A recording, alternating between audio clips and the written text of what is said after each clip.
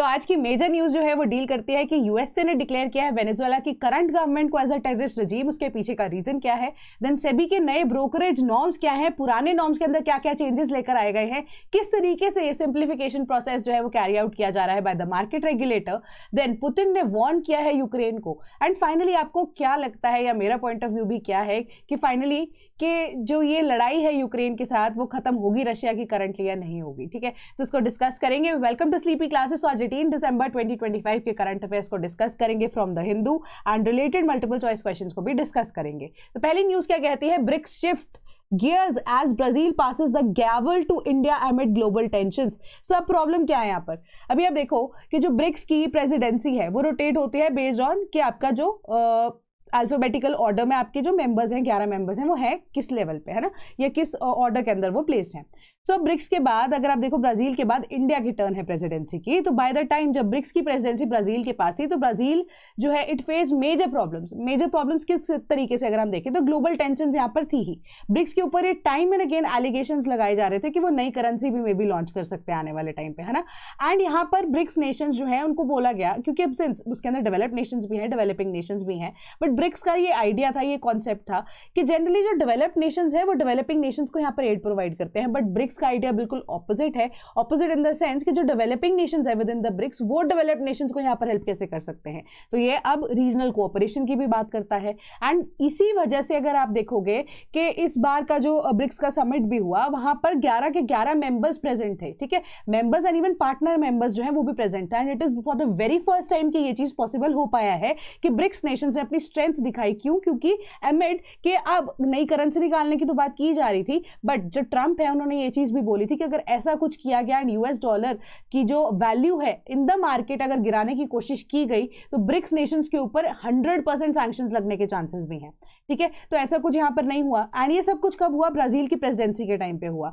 ठीक है, सो अब इसी वजह से आप देखोगे कि कॉप जो था इस बार, है ना, वो भी ब्राजील के अंदर ही कंडक्ट होना था। तो सारी चीजों की वजह से ये सारा जो वॉलेटाइल सिचुएशन थी, अब जियोपॉलिटिकल टेंशन चल रही थी, वो ब्राजील के टाइम पे हुई, है ना। तो उसके अलावा भी ब्राजील का मेजर फोकस जो है ब्रिक्स की प्रेसिडेंसी के बेसिस पे अगर आप देखें तो वो एआई को रिलेटेड था, इनोवेशन को लेकर था, इन्वायरमेंट के रिलेटेड था। तो ये 3-4 मैटर्स जो है उनके बेसिस पे उन्होंने बोला कि जब तक हम बातें ही करते रह जाएंगे तो कुछ हो नहीं पाएगा। सो बेसिक आइडिया वाज कि जब तक हम इनिशिएटिव लेकर उसको खत्म नहीं करते, मिटिगेट नहीं करते या ओवरकम नहीं कर देते, तब तक कोई फायदा नहीं है इन चीजों को ले डाउन करने का।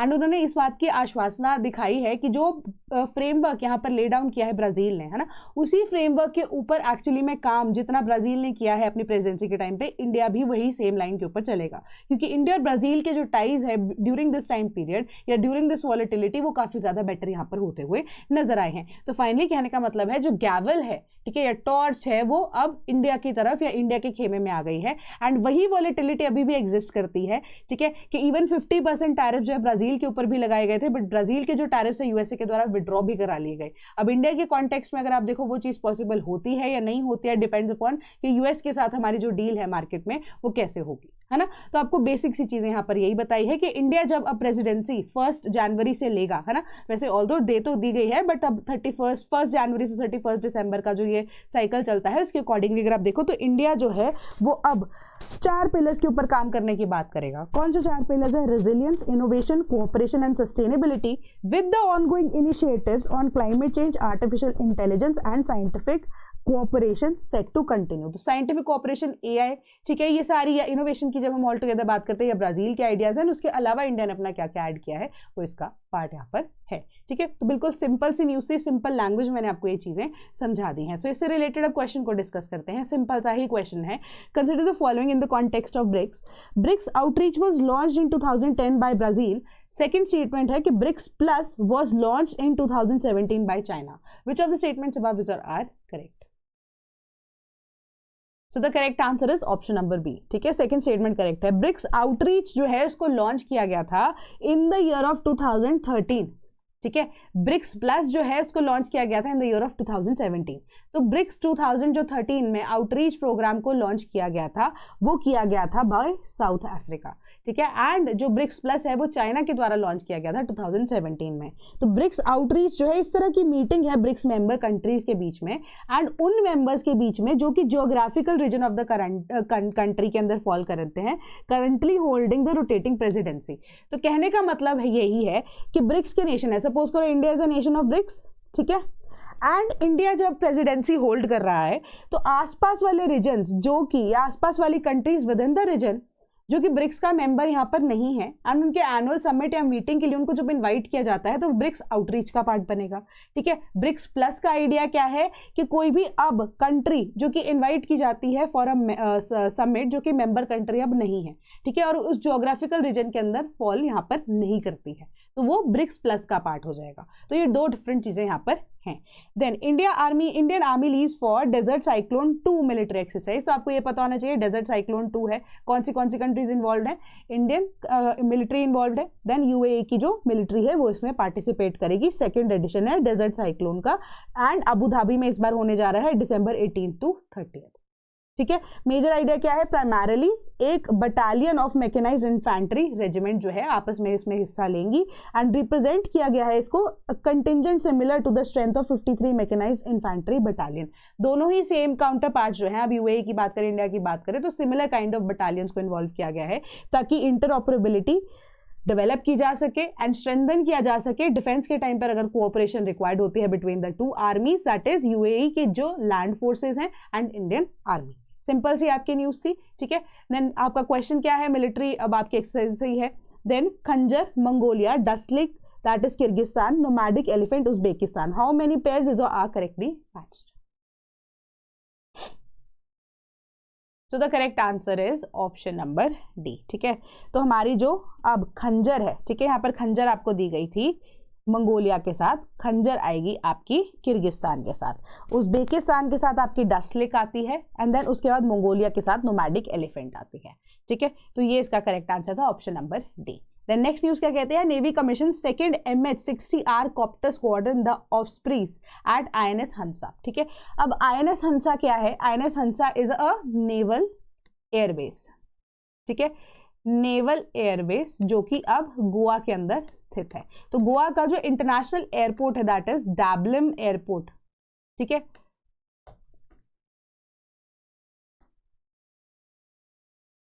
तो ये डैबलिम एयरपोर्ट जो है ये भी एक मिलिट्री एयरबेस है, ठीक है, या मिलिट्री एयरपोर्ट है जो कि साइमल्टेनियसली अगर आप देखो सिविलियन फ्लाइट्स के लिए भी यूज किया जाता है, similar to that of Chandigarh, ठीक है। तो इसी वजह से अब क्या है, डुअल पर्पसेस सॉल्व करता है। तो कई बार अगर आप जाते हो इस एयरपोर्ट पे आपको स्पेसिफिकली अनाउंस किया जाता है कि आप यहाँ पे पिक्चर्स नहीं ले सकते हो, है ना। तो वहां पर क्यों, क्योंकि ये अब हमारे एयरफोर्स का या बेसिकली सॉरी जो नेवी है उसका जो एयर सेक्शन है, एवन की जो आप कह सकते हो कि जो फ्लाइट से रिलेटेड सेक्शन है उसको यहाँ पर केटर करता है, ठीक है। यानी कि एयरफोर्स के जितने भी प्लेन्स हैं इंपॉर्टेंट वो यहीं पे स्टेशन होते हैं, ठीक है। तो उसके अंदर अब एक और कमिश्निंग यहाँ पर की गई है MH-60R कॉप्टर्स की, जिनको मैंने बताया था आपको कि रोमियो कॉप्टर्स भी बोलते हैं, परसों की न्यूज में मैंने आपको बताया था, है ना।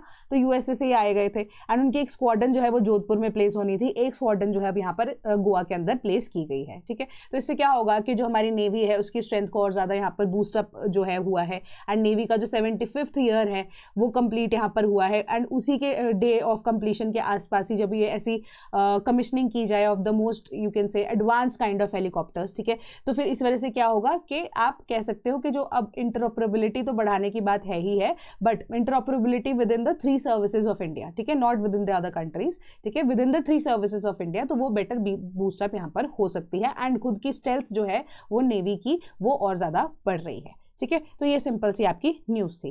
देन साइंस एंड टेक्नोलॉजी से बेसिस यहाँ पर क्या है, कंसिडर द फॉलोइंग कि INS Hansa is the biggest Indian naval base. Second, INS Hansa was the very first joint user international aerodrome in South Asia Pacific region to be augmented with required navigation performance, RNP बोलते हैं इसको, RNP approach. Which of the statements above is or are correct? So the correct answer is option number C. दोनों की दोनों statements यहाँ पर correct हैं, ठीक है। कि नेवल बेस है, मैंने आपको पहले बता दिया था, बट मैंने ये नहीं बताया था कि लार्जेस्ट है या बिगेस्ट यहाँ पर नेवल फोर्स है। तो इंडिया का सबसे बिगेस्ट नेवल बेस अगर हम देखें तो वो INS हंसा है, ठीक है। सेकेंड यहाँ पर यही है कि इसको साउथ पैसिफिक रीजन के अंदर सबसे पहला RNP अप्रोच वाला जो एयरबेस है वो अब माना गया था। तो RNP अप्रोच का मतलब क्या होता है कि कुछ ऐसे स्पेसिफिक रूट्स होते हैं, ठीक है। अब हमें पता है नेवी को अब स्पेसिफिक रूट्स के थ्रू जाना ही पड़ता है, ठीक है। जो रूट्स यहाँ पर डेंजरस होते हैं उनकी नेविगेशन में यहाँ पर मल्टीपल टाइम्स पे प्रॉब्लम आती है, ठीक है। तो यही सारे रूट्स को आइडेंटिफाई करके कुछ ऐसे स्पेशल रूट्स की परमिशन आपको मिल जाती है, ठीक है, जिसके लिए नेविगेशन में इनिशियली दिक्कत आया करती थी। मतलब एक एडवांस टेक्नोलॉजी आपके पास अवेलेबल है, ठीक है, कि आप ऐसे रूट्स के ऊपर जा सकते हो जो कि ईजिली एक्सेसिबल नहीं है एंड अलग अलग तरह की ट्रेन से भी यहाँ पर जो है वो डील करते हैं। तो अब हमारे पास आर्मी के अंदर सिर्फ वाटर के अंदर तो ऑपरेशनल वो है नहीं है, ठीक है, कि इवन सिंस हमारे पास अगर हम देख रहे हैं हेलीकॉप्टर्स, इवन की फाइटर जेट्स अगर हमारी जो नेवी है उनके पास अवेलेबल है, तो डिफरेंट टेरेन से उनको भी होकर निकलना पड़ता है, ठीक है। तो इसी वजह से पहला ऐसा जो एयरबेस था दैट वाज INS हंसा, ठीक है। So the correct answer is option number C. Then Kerala eyes freight electrification with e-truck corridor under PM e-drive, ठीक है।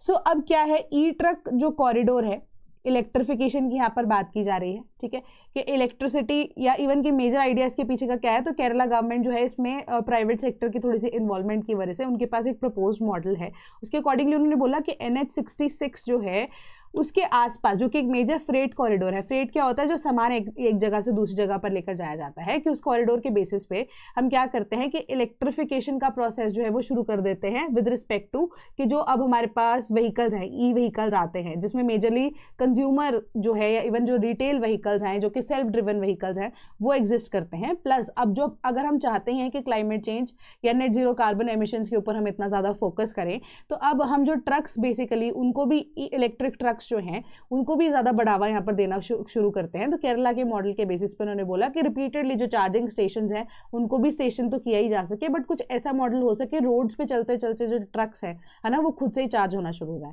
है ना। तो ये एक ऐसा इंफ्रास्ट्रक्चर की रिक्वायरमेंट जो है, ये ऐसा प्रपोज मॉडल उनका है, ठीक है। तो फ्रेट की electrification with e-truck corridor under the PM e-drive, ठीक है। तो ये कॉरिडोर की स्टैब्लिशमेंट इस तरीके से यहाँ पर की जा सकती है, जिससे क्या है कि इनोवेटिव आइडिया भी है एंड जो एनर्जी लॉस है वो भी नहीं होगा एंड आप देखोगे कि जो कार्बन फुटप्रिंट है वो रिलेटिवली कम हो जाएगा, ठीक है। सिंपल से आपके न्यू सी PM E-ड्राइव के बेसिस पे क्वेश्चन देखते हैं। पहला, ministry of mines is the nodal ministry of this scheme. Second, the scheme has been recently extended till 2028. Which of the statements above are correct? So the correct answer is option number B, ठीक है। Ministry of mines ने यहाँ पर ministry of heavy industries जो है that is the nodal ministry of this scheme and इस scheme को initially आप देखोगे कि 10,900 करोड़ के आसपास के बजट आउटले पे लॉन्च किया गया था in the year of 2024 for a period of 2 years, that is 2026 तक, ठीक है। इसको फर्दर एक्सटेंड कर दिया गया है till 2028 with the same budget outlay. Budget वही रहेगा, बजट एक्सटेंड नहीं किया गया, बट वही बजट के अंदर अंदर इसका जो टाइम पीरियड है वो 2028 तक का यहाँ पर कर दिया गया है। तो आपकी PIB के अंदर न्यूज आर्टिकल था, ठीक है।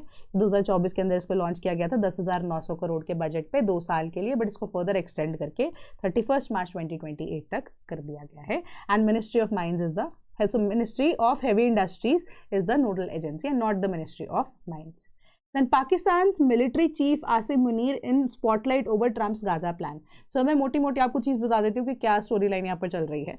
तो अब हमें पता है कि जो पीस प्लान है गाजा के अंदर वो ट्रंप के द्वारा यहाँ पर अगेन ब्रोकर किया जा रहा है। तो वहाँ पर अब एक जो पीस प्लान के अंदर एक स्पेसिफिक पॉइंटर ये भी मेंशन्ड है कि जितने भी मुस्लिम नेशंस हैं, ठीक है, कि मुस्लिम नेशंस हैं वो भी अपनी कंट्रीज की थोड़ी थोड़ी आर्मी जो है वो भेज सकते हैं इस पर्टिकुलर रीजन के अंदर, जो कि बफर जोन की तरह एक्ट करेगा एंड वो भी ओवरसी कर सकते हैं इस पॉइंट को या इस फैक्ट को कि एक्चुअली में जो सीज फायर यहाँ पे डिक्लेयर की गई है उसके साथ कंप्लाई किया जा रहा है या नहीं किया जा रहा है, ठीक है। कि उन्होंने बोला कि इजराइल की तरफ से ही क्यों हम ये बोले कि आप आर्मी भेजिए, है ना, कि आप अपनी आर्मी के थ्रू मेंटेन कीजिए। तो उन्होंने बोला कि जो अब ये पर्टिकुलर रीजन है गाजा वाला, इसके अंदर अब जो मुस्लिम कंट्रीज हैं वो अपनी आर्मीज को भी भेज सकते हैं, ठीक है। तो अब उसके अंदर यहाँ पर आप देखो कि आसिम मुनीर थोड़े से इंटरेस्टेड है कि पाकिस्तान अपनी आर्मी की एक बटालियन वहां पर भेजे, ठीक है, जो कि अब आप कह सकते हो कि एंड सबसे बड़ी बात, आसिम मुनीर की 3rd या 4th विजिट होगी with in a specific period of 6 months. ठीक है, एंड इस बार उनको यहाँ पर एक स्पेसिफिक मौका भी दिया गया था to meet with Trump behind closed doors, and एक मतलब ऐसे टी जिसके अंदर टी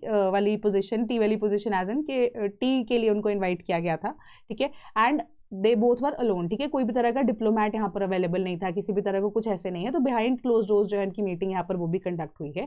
तो अब उनके बाद इसके बाद भी उनका इंटरेस्ट यहाँ पर दिखाना पाकिस्तान के लिए अपने आप में एक स्पॉटलाइट वाली पोजीशन है। बट ऑल्दो ट्रम्प इवन कि अमेरिका की तरफ से कोई ऐसी स्टेटमेंट जो है confirming this kind of plan, या वो उसको कंसिडर कर भी रहे हैं या नहीं, या पाकिस्तान की आर्मी को वहां पर स्टेशन करना कंसिडर कर भी रहे हैं नहीं, उसके ऊपर उन्होंने अभी तक कॉमेंट नहीं किया है। ठीक है, बट अभी के लिए स्टेटमेंट या इवन की न्यूज हमारी यही कहती है।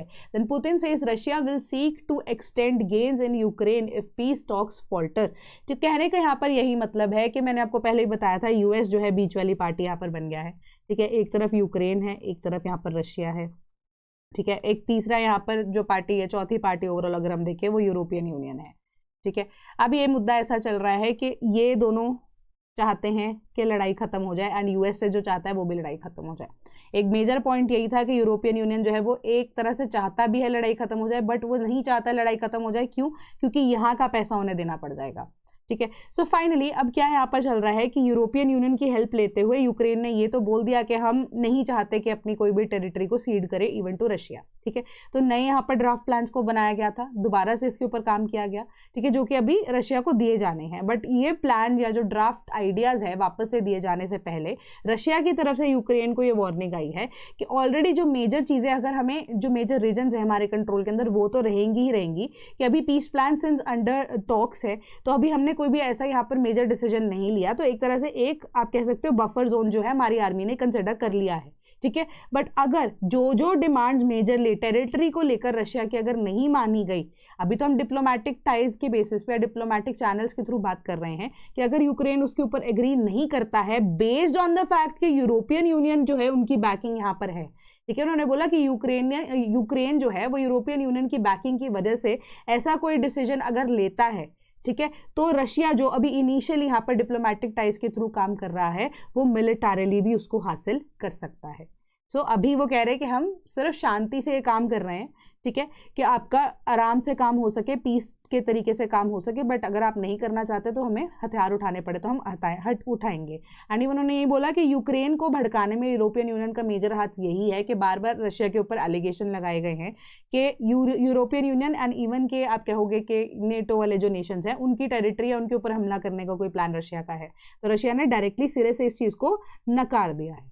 ठीक है, उन्होंने बोला हमारा ऐसा कोई प्लान नहीं है, हमारा जो इकोनॉमिक इंटरेस्ट अभी हमें नजर आ रहा है वो यूक्रेन की टेरिटरी में नजर आ रहा है, and we have no plans to interfere in the matters of either European Union or the European nations as a whole.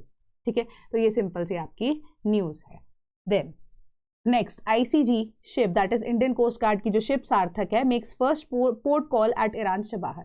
तो ईरान के चबाहर पोर्ट में की साइड जो है अगर आप देखोगे वो आईएनएस सार्थक, इंडियन नेवल शिप जो सार्थक है वो गई है। पहली अगर आप देखो कोस्ट गार्ड की जो शिप है जो कि इंटरनेशनली इस तरीके से पेट्रोल व्हीकल की तरह या पेट्रोल वेसल की तरह काम करती है, वो उनको एक्सप्लोर करने का यहाँ पर मौका दिया गया। ठीक है, तो अभी इन्होंने चबाहर पोर्ट में ये एंटर हुए हैं, एंड स्पेशल परमिशन जो है वो यहाँ पर दी गई थी ईरान की तरफ से भी। ठीक है, कि to enter their territorial waters and take into record की जितनी भी एंगेजमेंट है in the region and its ability to support secure supply lines to Afghanistan and Central Asia.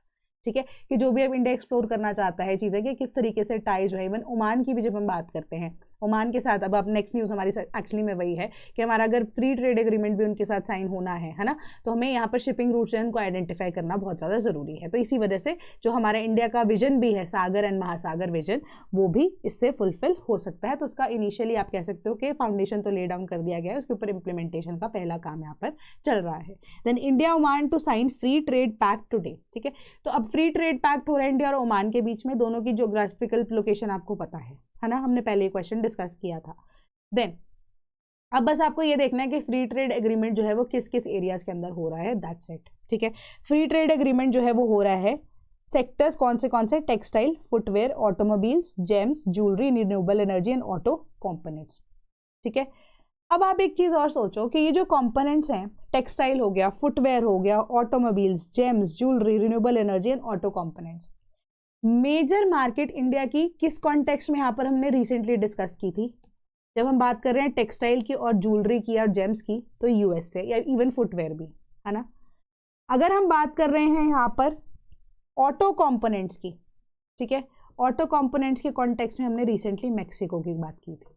तो यहाँ पर इंडिया ऑटोमेटिकली ऑल्टरनेटिव्स, इवन के मैक्सिको वाली जो न्यूज़ है when it comes to tariffs, वो बहुत बाद में आई थी, ठीक है। तो वो जो न्यूज़ है वो बहुत बाद में आई थी। तो ऑल्टरनेटिव्स जो हैं वो इंडिया ढूंढना यहाँ पर शुरू कर चुका था बहुत पहले से ही, ठीक है। तो यूएसए का जो अब यहाँ पर मार हमारे ऊपर पड़ी है when it comes to the fact कि 50% टैरिफ, जिसके अंदर 25% जो है आप कह सकते हो कि इंपोर्ट ड्यूटीज तो ही थी, बाकी 25% जो है एक तरह से सैंक्शन इंडिया के ऊपर लगाई गई है ना। तो अब उसको ओवरकम करने के लिए इंडिया ऑल्टरनेटिव्स ढूंढ रहा है, जिनमें से आज एक फ्री ट्रेड एग्रीमेंट जो है ओमान के साथ साइन किया जाएगा। तो उन्होंने बोला कि अब जो पीयूष गोयल जी है उन्होंने यहाँ पर स्पेसिफिकली ये चीज़ भी बोला कि एनर्जी के अंदर ऐसे मल्टीपल एरियाज है जिसके अंदर इंडिया और एक्सप्लोर कर सकता है ओमान के साथ मिलकर।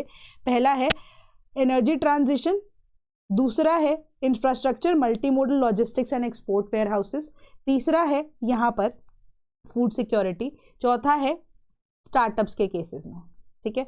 अब स्टार्टअप इकोसिस्टम्स को ओमान और इंडिया मिलकर यहाँ पर बना सकता है। तो ये 3 या 4 पिलर्स के ऊपर काम किया जाएगा apart from the industries which I mentioned earlier, ठीक है।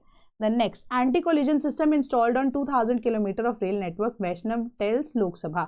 अश्विनी वैष्णव, ठीक है, अब उनको यहाँ पर बोला गया था, क्वेश्चन किया गया था रिगार्डिंग द रेलवे सिक्योरिटी। तो उन्होंने बोला कि कवच सिस्टम जो है ना, उसको इंस्टॉल किया जा रहा है, at a very fast rate हम कवच सिस्टम को इंस्टॉल कर रहे हैं। 2000 किलोमीटर ऑफ रेल नेटवर्क जो है वहाँ पर कवच सिस्टम को ऑलरेडी जो है वो लगा दिया गया है। कि उन्होंने बोला कि सिंस जो कवच सिस्टम है वो काम इस तरीके से करता है कि वहाँ पर OFC ऑप्टिकल फाइबर केबल जो होती है उसको ले किया जाना होता है, ठीक है, डाला जाता है उसको रेलवे लाइन के आसपास, एंड जो नियरेस्ट पोल होता है एंड नियरेस्ट पोल के साथ उसको कनेक्टिविटी प्रोवाइड करके एक इंटीग्रेटेड नेटवर्क सिस्टम बनाया जाता है जिसके थ्रू आइडेंटिफाई किया जा सके थ्रेट को, एंड उसके अकॉर्डिंगली कवच सिस्टम काम करता है। उन्होंने बोला कि बहुत लंबा चौड़ा ये काम है, बट स्टिल अगर आप देखो 2014 के अंदर जो हमारे रेलवे इंसिडेंट्स थे 135 थे, जो कि कम रहकर सिर्फ और सिर्फ 11 हो चुके हैं अभी। That has already been possible because of the Kavach system, and जो कि अब गवर्नमेंट प्रोएक्टिवली यहाँ पर काम कर रही है, या अगर हम प्राइमरली बात करें रेलवे मिनिस्ट्री जो एक बेटर तरीके से यहाँ पर काम कर रही है। तो इसी वजह से अगर आप देखोगे कि जो कवच सिस्टम है वो बहुत फास्टर रेट पर यहाँ पर अप्लाई भी किया जा रहा है, एंड पहले भी सरकार यहाँ पर ऑलरेडी काम कर रही है, ये उनका रिप्लाई था। Then micro finance loan stress at 4 quarter low as September 2025 Sa-Dhan की रिपोर्ट है।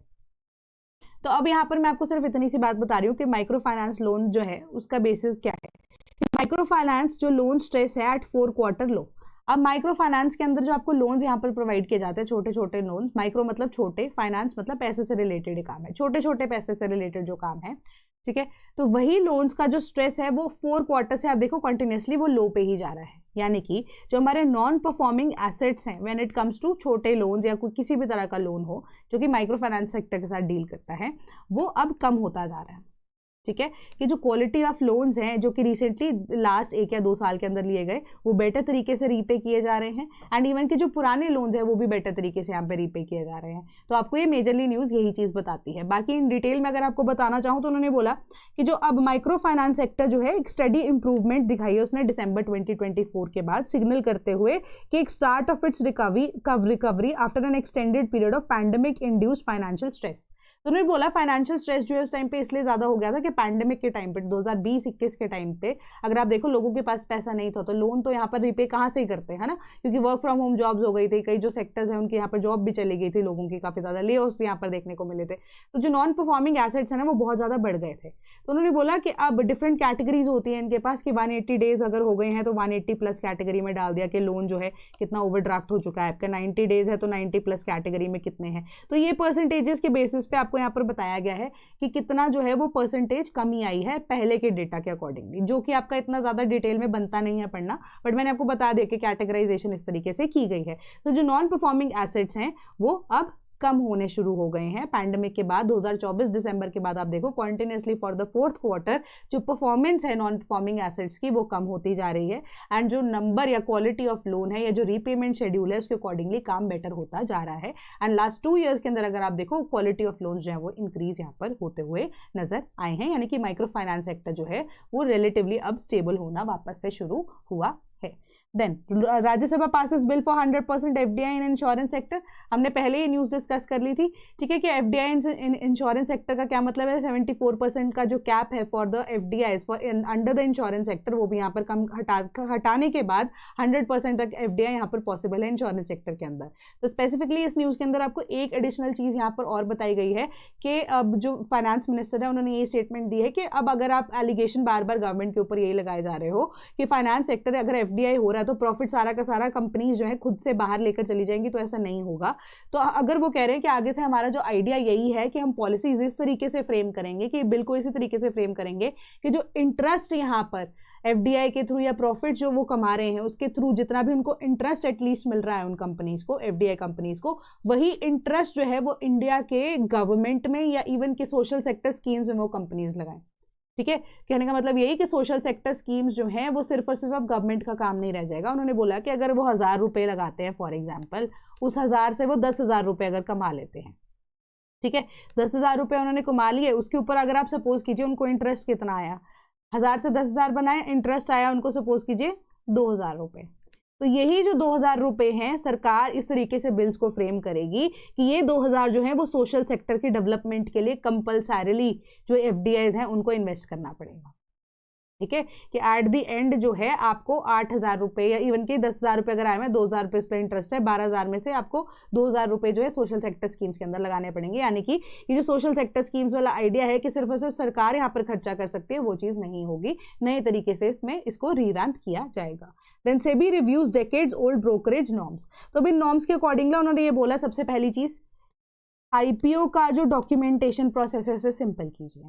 ठीक है, दूसरी चीज़ है उन्होंने रेशोज के नाम यहाँ पर चेंज कर दिए हैं, यानी कि एक्सपेंस रेशो जो है उसको अब बेस एक्सपेंस रेशो बनाया जाएगा बोला जाएगा, एंड उसके अंदर एक्सक्लूड किया जाएगा किस किस को, स्टैंप ड्यूटी को, जीएसटी को और एसटीटी को, और जितने भी लीवाइज होते हैं उसको इसके अंदर इंक्लूड नहीं किया जाएगा।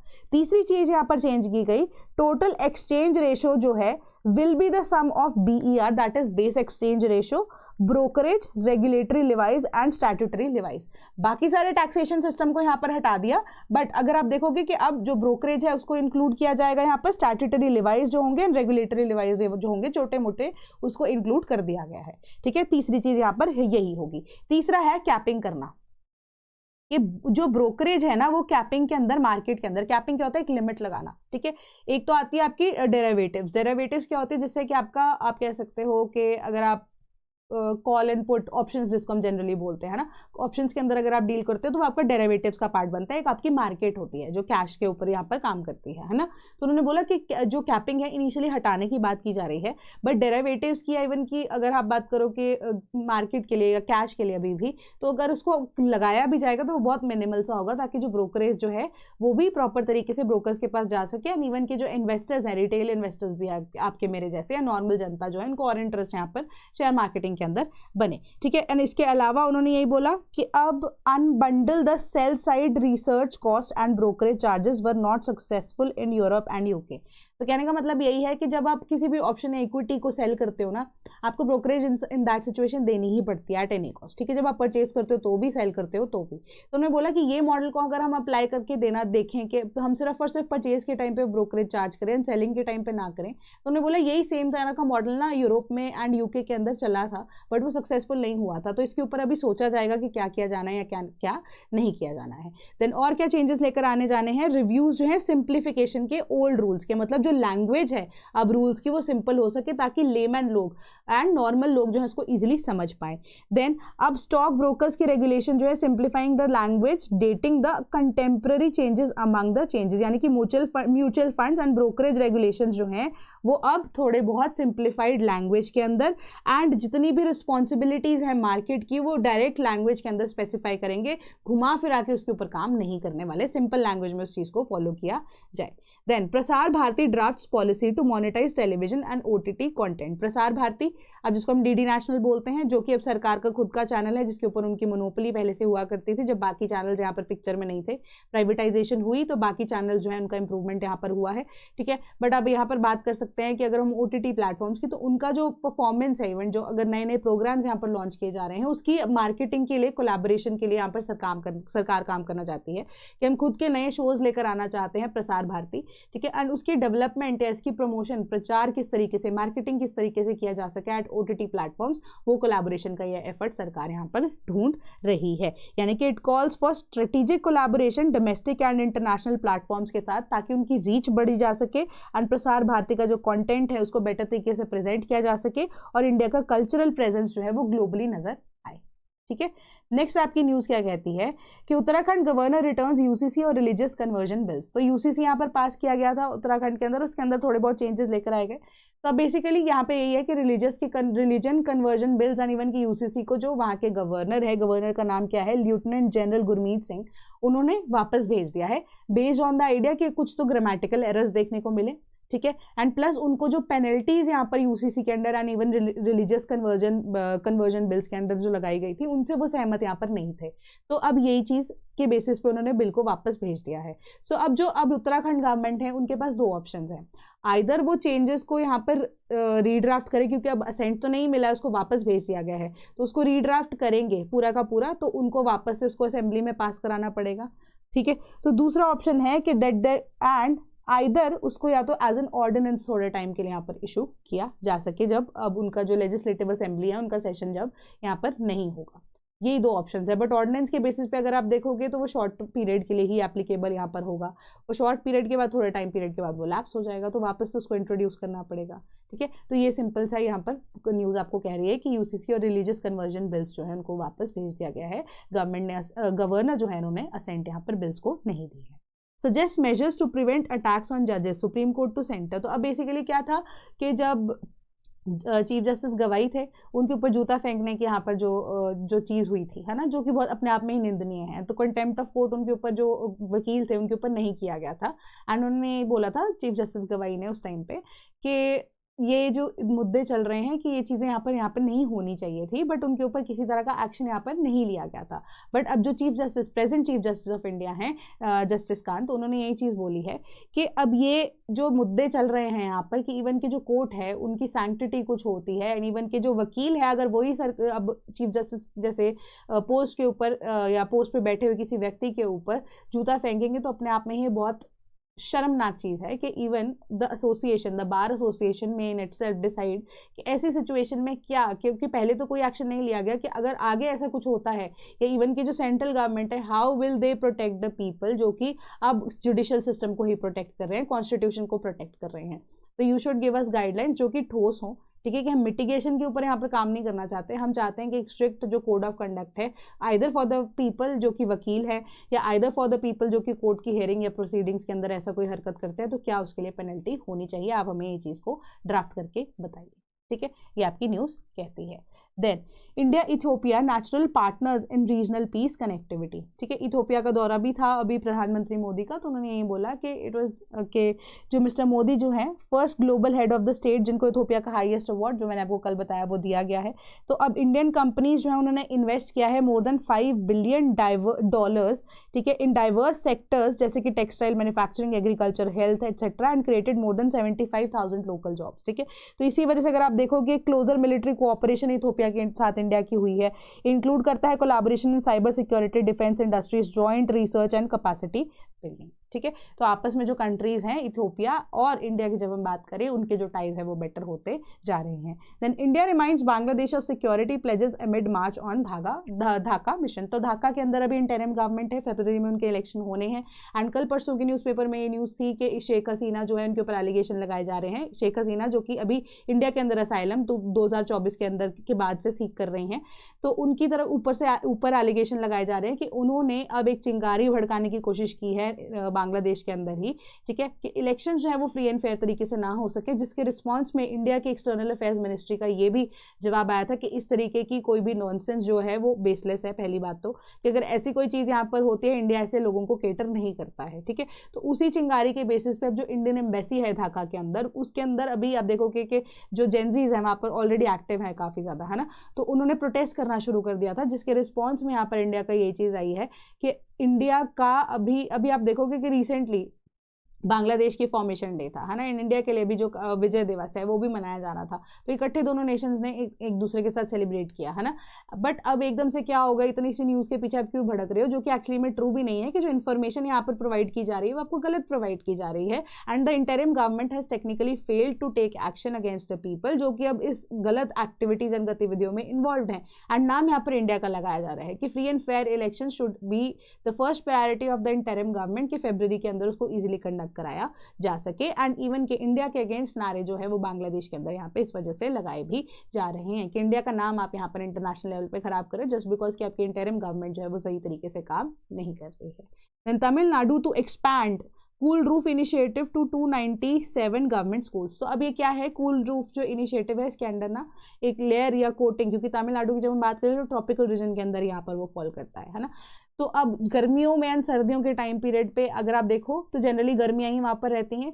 तो कूल रूफ इनिशिएटिव के अंडर जो स्कूल्स हैं पायलट रन के अंदर, वहाँ पर उनकी जो छत है उसको एक स्पेसिफिक जो फॉर्मूला के साथ पेंट किया गया था, जिसके बाद ये देखा गया कि 1.5 से 3 डिग्री का जो टेम्परेचर में फ़र्क दिखाई दिया क्लासरूम के अंदर, जो कि एक बेटर अपॉर्चुनिटी प्रोवाइड कर रहा है चिल्ड्रन को टू गेट एजुकेशन। तो just because pilot run successful हुआ है तो वो चाहते हैं कि 297 जो गवर्नमेंट स्कूल्स हैं उसके अंदर भी इसको एक्सटेंड किया यहाँ पर जा सके, ठीक है। ये सिंपल से आपकी न्यूज़ थी। Then US labels Venezuela government a terrorist regime, orders blockade of sanctioned oil tanker traffic. तो अब यहाँ पर दिक्कतें चल रही हैं, किस चीज़ को लेकर चल रही है, तो ड्रग कार्टल्स की यहाँ पर बात की गई, है ना। तो वेनेजुएला का एक तो इलीगल इमिग्रेंट्स वाला इशू भी यहाँ पर चल रहा है। देन ऑयल टैंकर जो कि बिगेस्ट सीज ऑफ यूएस से, उन्होंने खुद बोली कि वेनेजुएला के जो अभी करंट यहाँ पर रूलर्स हैं, ठीक है, उनकी तरफ से है कि उनकी फैमिली को ये चीज़ बिलोंग करता है ना, मदुराओ जो फैमिली है उनकी। सो अब उनके अगेंस्ट भी है, इवन के जो उनकी ऑपोजिशन में है मादुराओ के, वो अब क्या है, वो चुपती फिर रही हैं। नोबेल पीस प्राइज विनर भी हैं, ट्रम्प की तारीफ भी की थी जब उनको नोबेल प्राइज इस साल को मिला भी था, है ना। तो अब बेसिकली तख्ता पलट वाली बात यहाँ पर हो सकती है, पॉसिबली हो। बट अभी पैसिफिक रीजन के अंदर, कैरिबियन रीजन के अंदर जो यूएस है उन्होंने बहुत सारी स्ट्राइक्स को भी कंडक्ट कराया, ठीक है। तो इसमें यही चीज़ को प्रूफ एज अ प्रूफ वो दिखा रहे हैं कि जो अब वेनेजुएला है वो अब क्या है, एक टेररिस्ट रिजीम है, ठीक है। कहने का मतलब यही कि कोई भी ऐसा ऑयल टैंकर अब वेनेजुएला से निकलता है, वेनेजुएला की तरफ जाता है, उसको रोका जाएगा, उसके ऊपर सैंक्शंस लगाई जाएंगी एंड पहुंचाया नहीं जाएगा। क्यों? क्योंकि इलीगली वो ऑयल जो है इसको स्मगल किया जा रहा है, अलॉन्ग विद अदर एलिमेंट्स वो भी स्मगल यहाँ पर किए जा रहे हैं। एंड देयर आर चांसेस कि आने वाले टाइम में अगर वेनेजुएला नहीं रुकता है तो USA might launch attacks on Venezuela, which will further, अभी जो ऑलरेडी सैंक्शंस तो लगी हुई थी, बट सैंक्शंस के अलावा अब आप देखोगे कि उनकी इकोनॉमी और ज़्यादा यहाँ पर कर्व होती हुई नजर आ रही है। पैसा जो है उनकी इकोनॉमी के अंदर वो ड्रेन होने वाला है आने वाले टाइम के अंदर। तो ये सिंपल सी न्यूज़ थी। देन लोकसभा क्लियर कर रहा है न्यूक्लियर बिल अलाउइंग प्राइवेटाइजेशन, शांति बिल इसका नाम दिया गया है, that is sustainable harnessing and advancement of nuclear energy transforming India, Shanti bill 2025। Bill के अकॉर्डिंगली आपको पता है प्राइवेटाइजेशन को यहाँ पर इन्वॉल्व किया जाएगा, लाइबिलिटीज़ को स्ट्रिक्टली इंप्लीमेंट किया जाएगा, क्योंकि इंडिया का मिशन भी जो क्या है वो स्मॉल न्यूक्लियर रिएक्टर्स को यहाँ पर बढ़ाना है, 2047 तक विकसित भारत जो है वो करना है, ठीक है। 100 गीगावाट्स करंट जो हमारे कितने गीगावाट्स हैं, 8.8 गीगावाट से 100 गीगावाट्स 2047 तक हमें चाहिए, है ना। तो इस वजह से जो न्यूक्लियर रिएक्टर्स हैं उनको, छोटे न्यूक्लियर रिएक्टर्स जो हैं, क्योंकि न्यूक्लियर एनर्जी जो है relatively cleaner form of energy मानी जाती है, ऑल्दो नॉट रिन्यूएबल एनर्जी, ठीक है, but cleaner form of energy, एक थोड़ा सा फ्यूल जो है वो काफ़ी लंबे टाइम तक चल जाता है। तो एज एन ऑल्टरनेटिव अगर हम देखें तो वो बहुत बेटर टेक्नोलॉजी यहाँ पर नजर आती है। तो इसी वजह से जो चेंजेस रिक्वायर्ड थे, पुराने जो बिल्स थे उसको रिप्लेस करके जो नया बिल है शांति बिल, उसको यहाँ पर पास कर दिया है लोकसभा ने। तो ये सिंपल से आपकी अगेन न्यूज़ थी। देन 2026-2027 के जो बैचेस हैं they are available now for UPSC and as well as optionals for UPSC, ठीक है। तो कोई भी अगर आपको यहाँ पर बैच की इंक्वायरी करनी होती है तो हम हमारे वेबसाइट www.sleepyclasses.com पर विजिट कर सकते हैं, या हमारे टोल फ्री नंबर 1800-890 3043 पे आप हमें कॉन्टैक्ट भी कर सकते हैं, sleepy.class@gmail.com पे हमें ईमेल भी कर सकते हैं। Same goes for the UPPCS batch, जो कि अब फाउंडेशन बैच है फॉर 2026, जो लॉन्च हो चुका है। ठीक है, आपका प्री एंड मेंस इसके अंदर कवर्ड होगा। एंड मेंस के केस में मैं आपको स्पेसिफिकली बता दूं तो आपका हिंदी ऐसे यहाँ पर इन्वॉल्व नहीं है, बाकी आपका जो पूरा सिलेबस है यहाँ पर कवर कराया जाएगा। ठीक है, कॉस्ट आपको दी गई है and same he toll free number, same website and same he email ID पे आप हमें कॉन्टैक्ट कर सकते हैं। तो that is all from my side today. Thank you so much.